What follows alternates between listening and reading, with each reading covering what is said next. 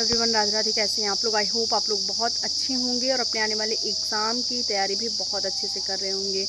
तो अगेन मैं आप सबके लिए कुछ इम्पॉर्टेंट जो पॉइंट्स है उस पे बात करने के लिए हाज़िर हूँ, क्योंकि मैं चाहती हूँ कि मैं आपको कुछ ऐसे सजेशन दे पाऊँ जिससे आपका जो आरआरबी एनटीपीसी का एग्ज़ाम है उसमें आप कुछ नहीं तो 4 से 5 क्वेश्चन ज़रूर अच्छा करके आएँ, सही करके आएँ। क्योंकि क्या होता है ना कि मतलब आपका जो एग्ज़ाम होता है वो किस तरह का पैटर्न आ रहा है, क्या चीज़ें आ रही हैं, उसमें लेवल कैसा हो रहा है, ये जानना हमारे लिए बहुत आवश्यक हो जाता है। तो आज मैं रीज़निंग और जीएस की बात नहीं करूँगी। रीज़न ये है कि मैंने ऑलरेडी आपको जीएस का बता दिया है कि किस तरह से पैटर्न आ रहा है, क्या जो पेपर हो गए उसमें किस तरह से शिफ्टों में क्वेश्चन पूछा गया। आज मैं स्पेशली आपके लिए मैथ के बारे में बात करूँ, क्योंकि मैथ से रिलेटेड बहुत सारे क्वेश्चन आ रहे थे कि दीदी मैथ में किस तरह से क्वेश्चन आ रहे हैं या फिर कैसे बन पा रहे हैं क्या। तो देखिए, अभी तक का जो मतलब मैंने देखा, बहुत सारी वीडियोस देखा और मैंने जो पेपर का लेवल देखा, उसमें मुझे एक चीज़ समझ में आई कि जो एवरेज स्टूडेंट रहा है वो मैथ में 24-25 क्वेश्चन करके आ रहा है। अगर जो मतलब एवरेज स्टूडेंट रहा है, जो बहुत अच्छे स्टूडेंट रहे हैं वो 28 क्वेश्चन भी करके आ रहे हैं। और बहुत मतलब आप 2 से 4% बोल सकते हैं कि जो 29 क्वेश्चन करके आ रहे होंगे या 30 करके आ रहे होंगे। इनकी संख्या बहुत कम है, संख्या डेफिनेटली है इनकी, बट बहुत ही ज़्यादा इनके परसेंटेज मतलब बहुत ये कम परसेंट में है, रेयर स्टूडेंट हैं। तो जो एवरेज स्टूडेंट के बाद जो एक स्टूडेंट आता है ना कि जो कि 27-28 क्वेश्चन करके आ रहा है, उसके चांसेस बनते हैं कि वो नेक्स्ट जो आरआरबी एनटीपीसी का जो सेकंड स्टेज होगा उसके लिए वो क्वालिफाई करेगा, वो मतलब वो कंपटीशन को बीट कर जाएगा।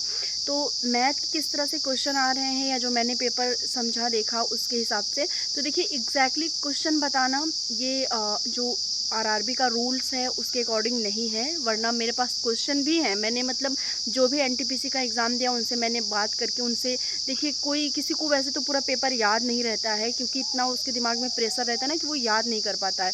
बट जैसे जैसे उसका मतलब 1-2 दिन बाद, 3 दिन बाद जब वो थोड़ा रिलैक्स होता है तो उसको रिकॉल होते हैं क्वेश्चंस कि किस तरह से क्वेश्चन आए हुए थे, कौन-कौन से क्वेश्चन आए थे, सिंप्लीफिकेशन में क्या आया था, या फिर जो एलसीएम एचसीएफ है उसमें किस तरह के क्वेश्चन आए थे, या जो जो भी मतलब रेशियो से है या जो क्वेश्चन मेंसुरेशन के हैं वो किस तरह से आए थे।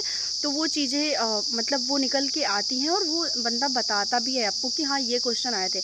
बट अगर एक जो उनका रूल्स है आरआरबी का उसके अकॉर्डिंग आप किसी भी प्लेटफॉर्म पे, सोशल मीडिया पे या फिर किसी भी अपने चैनल पे या क्लासेस में इसका जिक्र नहीं कर सकते हैं, वो उनके रूल्स के अकॉर्डिंग नहीं है। बट मैं आपको एक उसी जो क्वेश्चन रहे हैं उसी पैटर्न का आपको एक चीज़ मैं आप थोड़ा सा बता देती हूँ। और एक चीज़ कुछ लोग कमेंट कर रहे थे कि हमें पता है, तो भाई देखिए, अगर जिसको पता है, जिसको नॉलेज है कि किस तरह का पेपर आ रहा है, क्या चीज़ें आ रही हैं ओवरऑल, जिसको पता है वो वीडियो स्किप कर देंगे। क्योंकि मैं वीडियो ऐसा नहीं कि मैं सारे लोग के लिए बना रही हूँ, बिल्कुल भी नहीं है। मैं कुछ जो लोग इंटरेस्टेड हैं, जो लोग जानना चाहते हैं, जो उनको इंटरेस्ट है, जो समझना चाहते हैं, जिनको कम समझ में आ रहा है, वो बहुत सिंपल वे में समझना चाहते हैं किसी ऐसे स्टूडेंट के थ्रू जो उस एग्ज़ाम में हो के आ रहा है, तो बस मैं उनके लिए ये चीज़ें बता रही हूँ और उन्हीं को सजेस्ट करना चाहती हूँ कि वो अपने आने वाले डेज़ में उनका जब एग्ज़ाम है तो वो कैसे वहाँ पे टाइम मैनेजमेंट सीखें और किस तरह से वो क्वेश्चन को सॉल्व करें।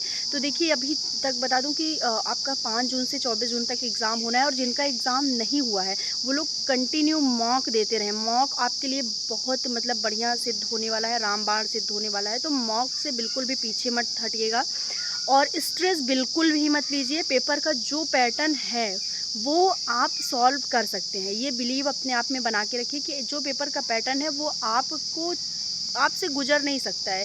रीज़न दैट कि वो पेपर ऐसा सेट ही है, उसमें आपका सिंप्लीफिकेशन कैलकुलेशन ज़्यादा मांग रहा है, उसमें आपको चीज़ें कैलकुलेटिव करनी है। उसमें क्या होता है कि जब एक कैलकुलेशन के बाद अगर 2 से 3 बार क्वेश्चन सही नहीं बनते तो हमें ऐसा लगता है, स्ट्रेस में हम आ जाते हैं और वहाँ हम इतने पैनिक हो जाते हैं कि हम वो क्वेश्चन स्किप कर देते हैं। तो ये बिल्कुल भी आपको नहीं करना है।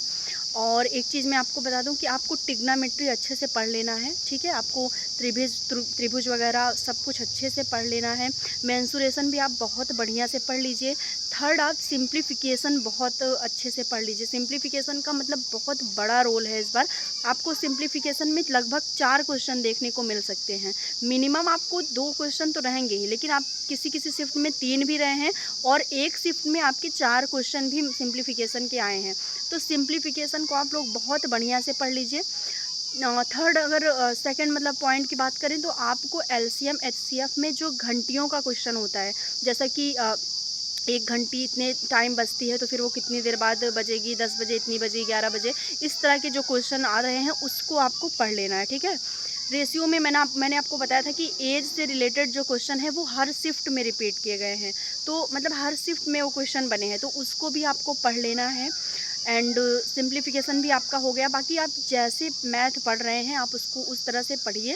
आपके पेपर का लेवल जो है वो मॉडरेट टू हाई है, इजी नहीं है। पेपर का लेवल मॉडरेट टू हाई है, और मॉडरेट में जो क्वेश्चंस बन रहे हैं वो मतलब हाई की तरफ जो क्वेश्चन बन रहे हैं वो ऐसा नहीं है कि पूरा 10-15 क्वेश्चन हाई हैं, बिल्कुल भी नहीं। आपके 3 से 4 क्वेश्चन ऐसे आपको देखने को मिलेंगे जो ज़्यादा टफ हैं, और उसमें से सिंप्लीफिकेशन का क्वेश्चन आपको ज़रूर मिलेगा जो आपको फंसाएगा, ठीक है। जिसमें आपका एक्स वाई का जो सॉल्यूशन आपको देना होगा वो आपको वहाँ पे थोड़ा सा अरझाएगा। तो ये चीज़ें आप लोग दीजिए। मुझे थोड़ा थोड़ा जो भी मतलब मुझे डिटेल्स मिलती हैं मैं उसको बहुत छोटी वीडियो के माध्यम से आपको बता देती हूँ। आने वाले शिफ्ट में जैसे जैसे मुझे डिटेल्स मिलती जाएंगी मैं आपको पहुँचाती रहूँगी। और जिनका भी आने वाले डेज़ में एग्ज़ाम है वो लोग, उनके लिए बेस्ट ऑफ लक, उनका एग्ज़ाम बहुत अच्छा होगा। बस आप लोग बिल्कुल भी पैनिक मत होइएगा, और बिल्कुल भी मतलब स्ट्रेस में मत जाइएगा कि क्या होगा, किसी के बताने पे बिल्कुल मत जाइएगा कि पेपर बहुत टफ़ है, लेवल बहुत हाई है।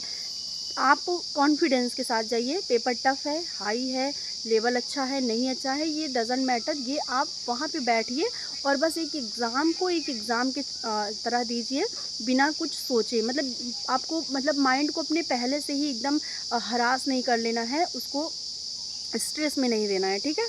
तो जिनका भी एग्ज़ाम है आने वाले डेज़ में उनके लिए बेस्ट ऑफ लक। आज मुझे ये थोड़ी सी डिटेल्स मिली मैथ को लेके, कुछ क्वेश्चंस मिले तो वो मैं आप लोग के सामने रख रही हूँ। आई होप आप लोग को कुछ सजेशन मिला होगा एंड आपके एग्ज़ाम के लिए भी ये बेनिफिशियल होगा, ठीक है। मिलते हैं नेक्स्ट वीडियो में, तब तक के लिए बाय एंड टेक केयर।